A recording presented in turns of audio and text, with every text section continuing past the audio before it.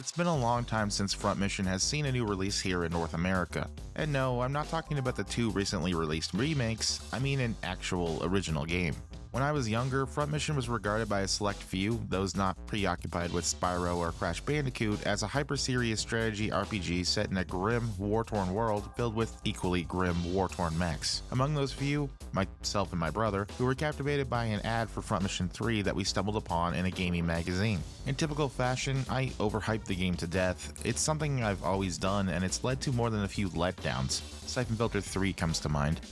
Come with me if you want to live. But this wasn't just any game ad, it left an impression on me. So much so that I took a pair of scissors to the ad, cut out the image of a Wanzer, and taped it to my school desk. I was in grade 7 at the time, which tells you something about how infrequent the series releases were outside of Japan. The next time I encountered Front Mission would be on the PS2 with Front Mission 4, a fantastic game that I'll absolutely cover in due time. I never got around to playing the Front Mission remake on the DS. By then, the series had practically flatlined here in the West, garnering attention only from diehard fans. What followed was a decidedly dark era of experimentation for the series, at least from the perspective of what we got stateside.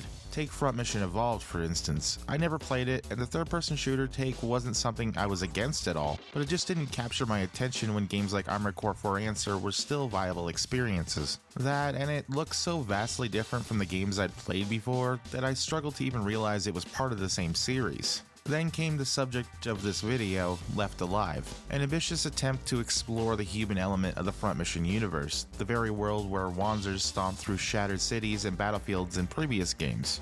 To say it was a weird idea is putting it lightly, and it wasn't well received at all. My first exposure to it was through a Jim Sterling video, which lambasted the game as a broken, dysfunctional mess. Despite this, the game lingered in the back of my mind. When I finally saw it priced at a mere $2, I figured, why not?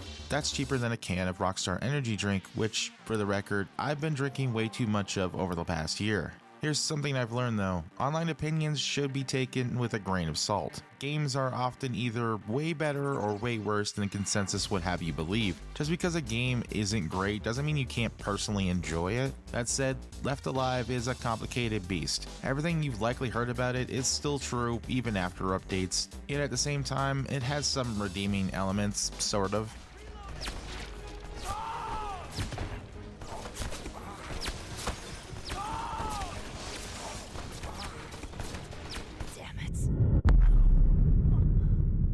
It's the kind of game that leaves you unsure of where to stand with it, but entirely unable to defend it at the same time.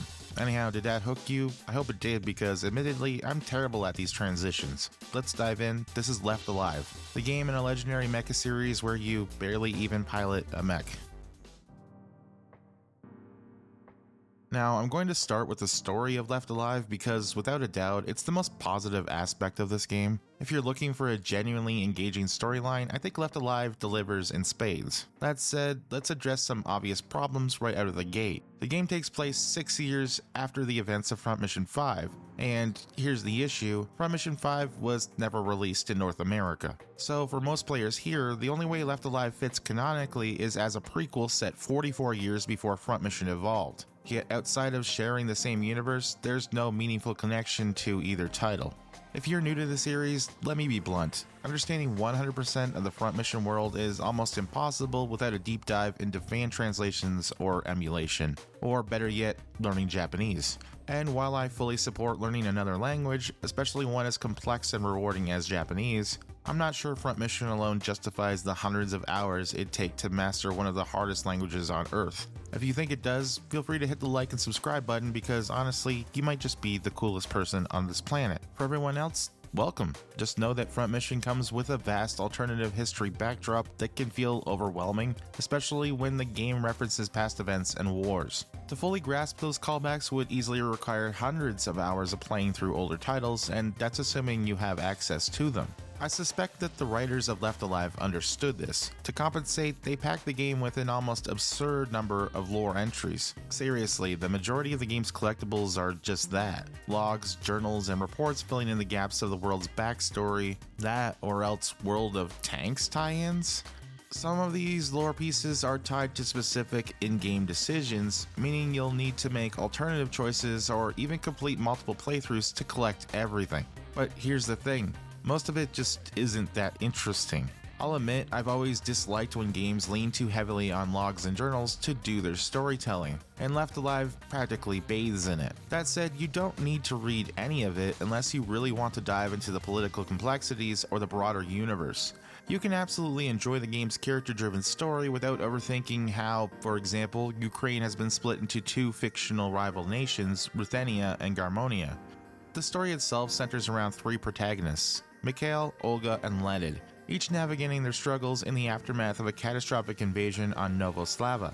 Mikhail is a Ruthenian Wanzer pilot trying to survive after losing both his mech and his comrades in battle. Olga, a police captain and former Garmonian soldier, wrestles with her identity and her duty after her city was annexed by Ruthenia. Then there's Leonid, a former rebel leader falsely accused of murder, who must confront his past while surviving the chaos around him. The game kicks off with a surprise attack by Garmonia, which devastates Novoslava. The invasion itself is over almost immediately, leaving the city in ruins and the three protagonists trapped behind enemy lines. Honestly, it's a really compelling setup. It's original too, and I wish more care had been put into fleshing out the wider game to match the story's potential. Oh my god, this is the exact opposite of safe!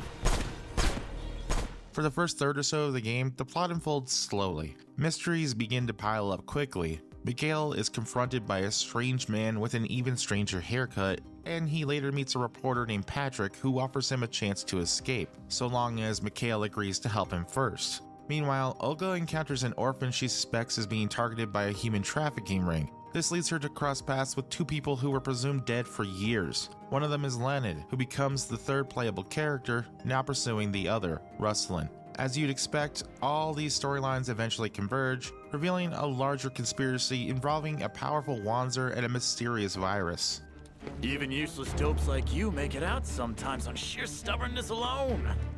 What really makes the narrative of Left Alive interesting is its malleability. The choices you make during dialogue have a tangible impact on events, not through a heavy-handed morality system, but as organic moment-to-moment reactions. It's genuinely entertaining to experiment with these decisions, and the game features 3 different endings based on your actions, along with a secret ending if you manage to rescue all of the survivors. Clearly, someone behind the scenes was overly confident that this game would actually spawn a follow-up.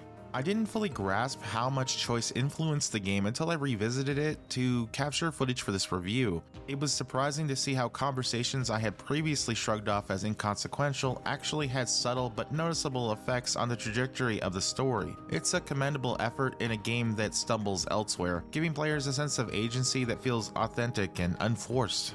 Unfortunately, the narrative falters when it comes to certain character arcs, particularly Mikhail. To Mikhail, enemy forces are approaching the council building. It is possible they are aware of your presence. Prepare to engage. I'd have plenty of time to run if I didn't have this bag of air to worry about. Mikhail.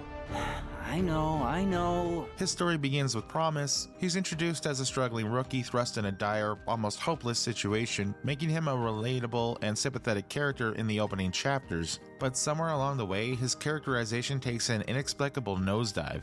By the middle of the game, Mikhail transforms into a cocky, abrasive jerk seemingly out of nowhere. It's a jarring shift, and the game does little to explain or justify this change. What makes this inconsistency even more frustrating is how it undercuts the player's choices. No matter how you guide Mikhail's dialogue, whether you opt for a more compassionate or heroic approach, his default attitude remains unreasonably hostile, particularly towards anyone older than him. His actions devolve into thinly veiled contempt or outright belligerence, and he complains about helping just about anyone, regardless of the situation. I get it. No, on second thought, I definitely don't.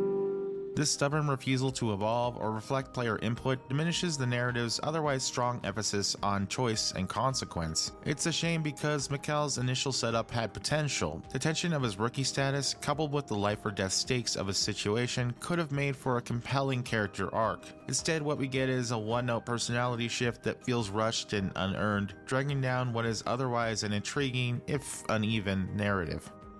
Strangely, though, no individual writers are publicly credited for this game. Toshifumi Nabeshima, known for his work on the Armored Core series, directed it, and Shinji Hashimoto, a producer with ties to the Front Mission and Final Fantasy series, oversaw production. There are developer diaries and interviews floating around, but it's unclear who actually penned the script. Maybe someone wanted to stay anonymous, or maybe they didn't want their name associated with such a divisive title. It's hard to say. Or it could be due to a certain situation that I'll be mentioning later in the video, though ultimately, even that's just speculation.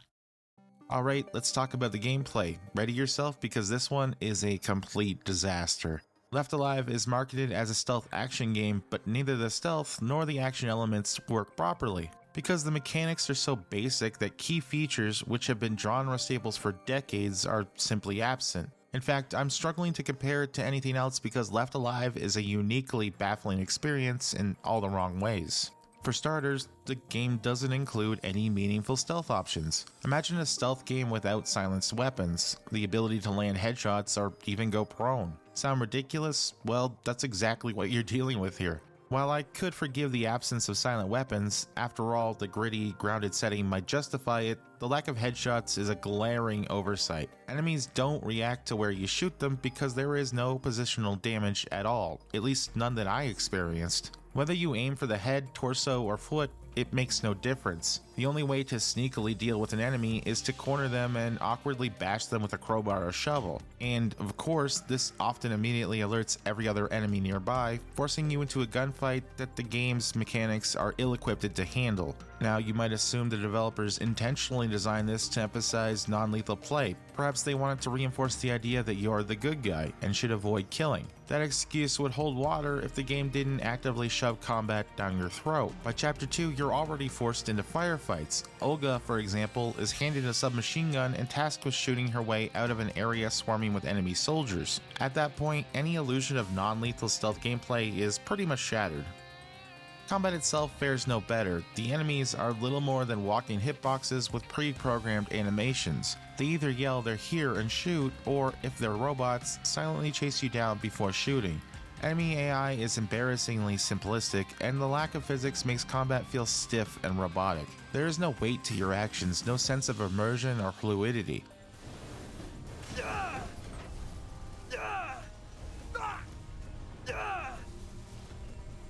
Caution. The enemy is approaching.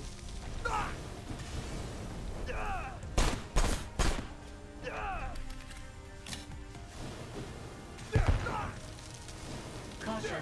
The enemy is approaching. The lack of physics extends to enemy behavior as well, as they react in preset ways regardless of how or where they are hit, making firefights feel lifeless and detached. The game attempts to offer some variety with gadgets like grenades, traps, and distractions, as well as a stun gun and crossbow. There's also a crafting system that lets you create these tools using scavenged supplies.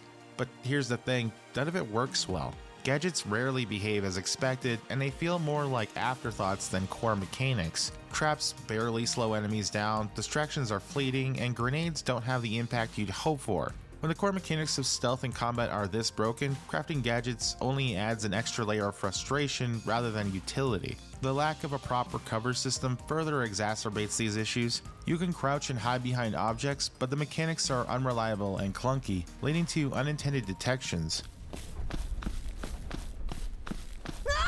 Help me!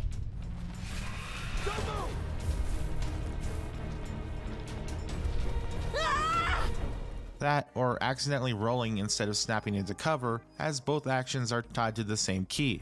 The game doesn't include a real sense of environmental interaction, which is shocking considering its contemporaries have set higher expectations for stealth mechanics for decades. Instead, Left Alive forces players to fumble through vast levels with tools that simply don't work as intended.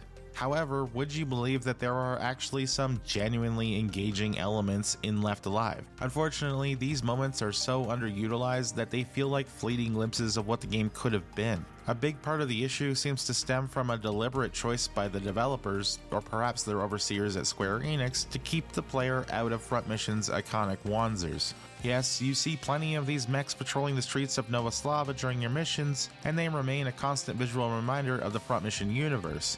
But actually piloting one, that's a rare privilege, granted only a handful of times throughout the entire game. And this is really frustrating because the few instances where you do control a Wanzer reveal mechanics that feel far more developed and polished than the rest of the game. It's almost as if the developers poured all their passion into these sequences only to relegate them to the sidelines. The decision to focus so little on these mechs, the very thing that might have attracted fans of Front Mission in the first place, feels like a colossal misstep.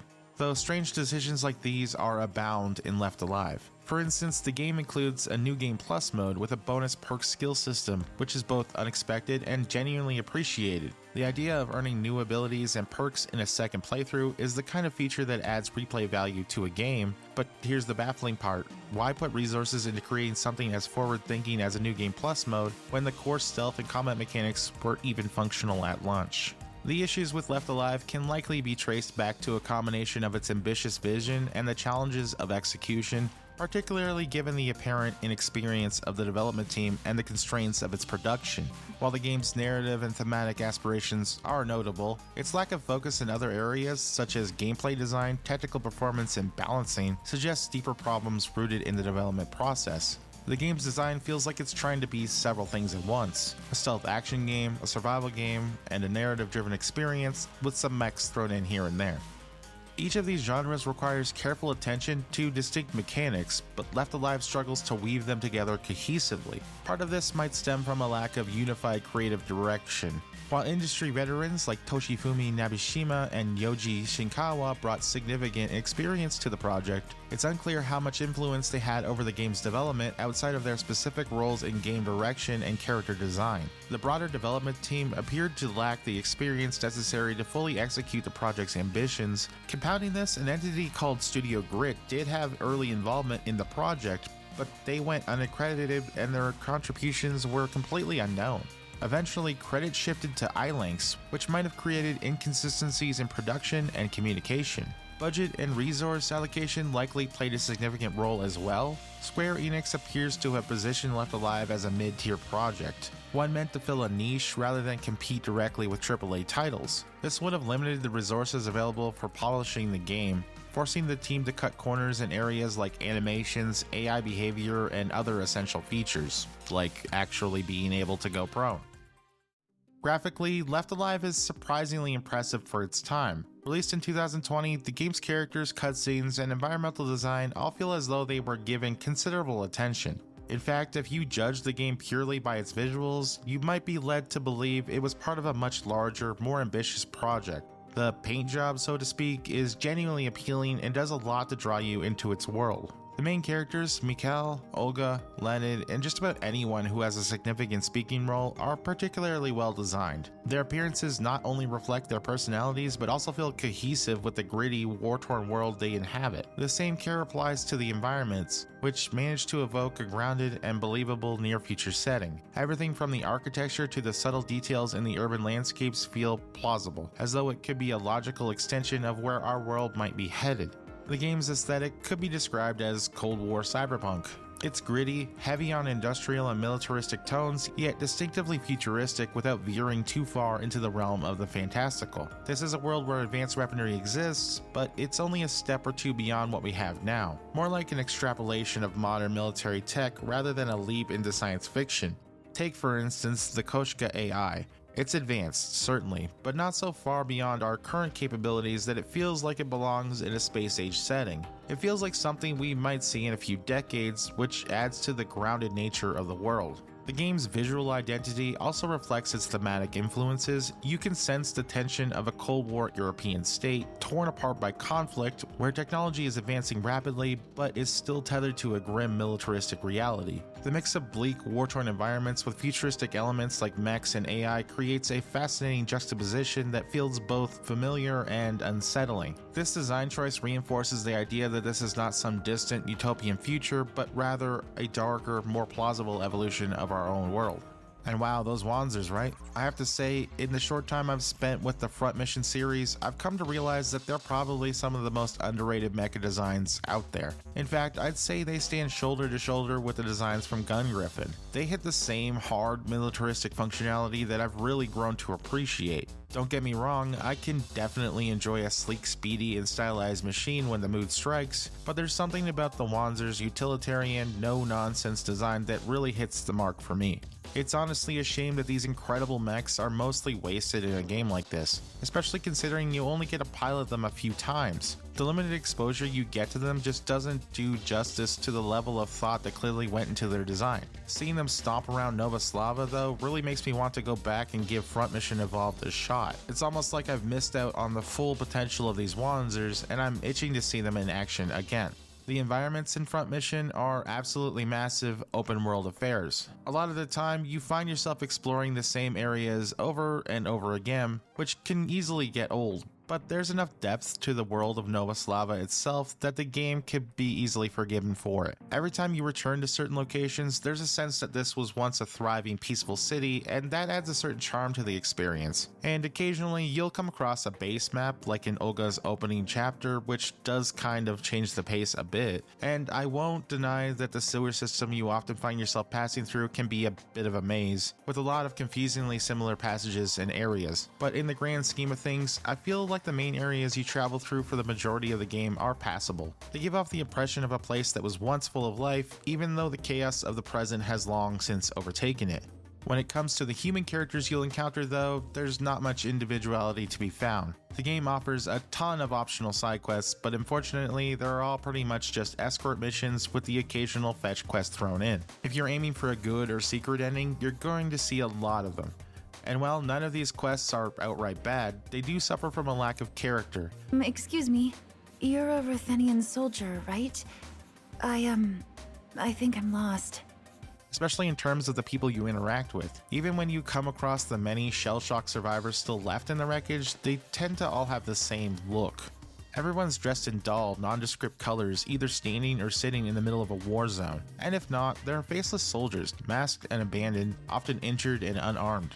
Enemies unfortunately fare no better. They're all generic and suffer from a lack of variation. Most of the time you'll be facing off against the same black-clad futuristic grunts. Sometimes they sport a yellow mask, which is about the only distinguishing feature they get. Some will charge at you, others will stand around shooting, but none of them really stand out. Drones make an appearance as well, taking the form of a set of flying guns. These things drop to the ground and chase after you, but their design is mostly hidden behind massive searchlights, making them feel less like a real threat and more like a cheap design choice. Then there are the ball-shaped variants that simply roll at you, and let's be honest, balls are pretty much the laziest enemy designs in all of gaming.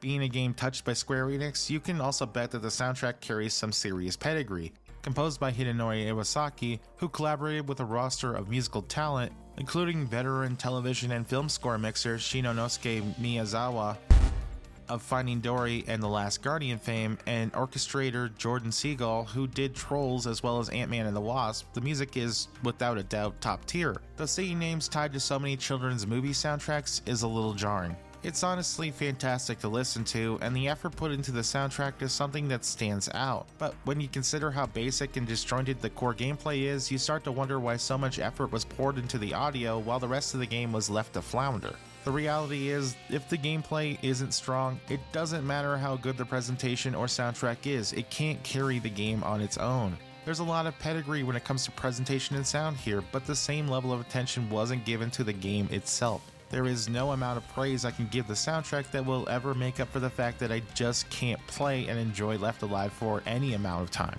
The issue extends beyond just the gameplay and into the technical side of things as well. Upon release, Left Alive was nearly unplayable on PC due to severe optimization issues, and that's part of the reason it took me so long to get around to this one. When I first picked up the game, my PC was far above the required specs. Even then, it would run as a blurry mess until I fiddled with an INI file. Now, with a system that's well beyond the game's requirements, it seems to run fine, at least on the surface. That is, until it randomly crashes. By chapter 6, I started encountering frequent crashes, often without warning. Sometimes the game wouldn't load at all, other times it would crash after a cutscene. On top of that, there were moments where enemies would just stop noticing me, leaving me to walk around undetected while they remained alert but completely unresponsive. There were also strange inventory bugs, like suddenly having 10 of every item for no reason, and when I accessed my inventory, the whole game would turn gray. These issues weren't rare either, they happened constantly. Given that the game relies on the player finding safe areas to save, my progress was always at risk.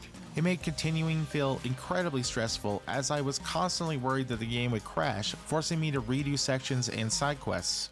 I really hope to find something redeeming in Left Alive while writing this. I've got a deep love for the Front Mission universe, and it's held a special place in my heart since I was young. But honestly, I can't bring myself to recommend this game in any way. It's the very definition of polishing a turd, lavishing all this effort on presentation when the real focus should have been on making the game playable. Unless it's on sale for $1 or maybe $2, I wouldn't suggest picking it up unless you're a Front Mission completionist. It's a real shame too, because I genuinely enjoyed a lot of the story. The potential for replayability was there, but it's all undermined by some very simple oversights. I know there are people who will defend this game, and I truly hope they understand where I'm coming from with all this. Left Alive is certainly a curiosity, and the promotion behind it was just wild, hyped up as something incredible that just wasn't delivered. Anyway, I've been Kei-Nova. Don't forget to like and subscribe to support the channel, and I'll see you in the next one.